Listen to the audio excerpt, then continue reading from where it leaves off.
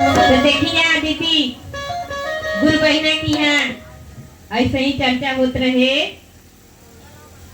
अब समय एकदम यानी कि खिलाफ होत रहे। ताकत रही सुबेरे से कि हमारा घरे गुरुजी ना अइले तो कहतड़ी का कहतड़ी हाँ सुबेरे से असरा लगा के ताकतड़ी कौने भाव में याद करतड़ी भोलेनाथ के कि सुन सुन लागेला भावनवा कि सुन सुन लागेला भावनवा। देखी जा सब कुछ सजावट भइल बा। आज जब तक ले बाबा के आसन ना आवेला तब तक ले सुन लागेला। आज जब भोलेनाथ के आगमन हो जाला तो सिंहासन जगमगाए लगेला। तो वे असरा लगा के ताकड़ी कि सुन सुन लागेला भावनवा कि बाबा भइले गुलारी के हो फूल कि सुन सुन लागेला भावनवा।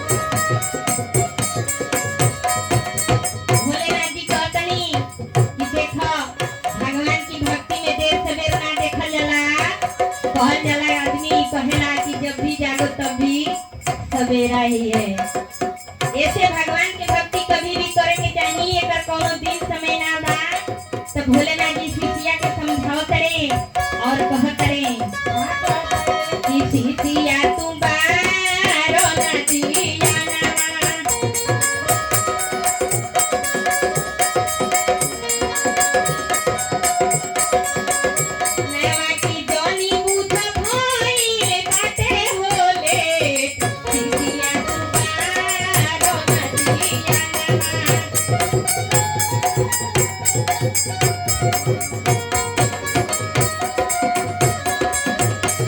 कि जोरी मुख भइल बाटे बोले सिया सुनारो नदिया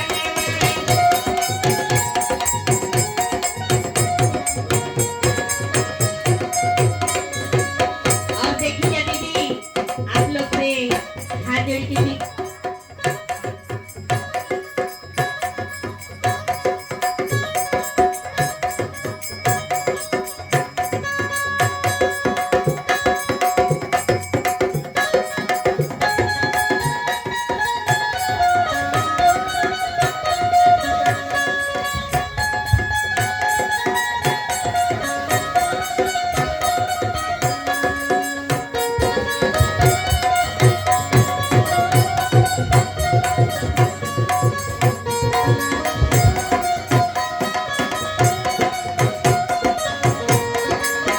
देखिए आप लोग से एगो विनती बा दीदी लोग से और भैया लोग से भी कि हम शिव चर्चा जरूर करेंगी लेकिन अपन गाना YouTube पर भी छोड़ेंगी।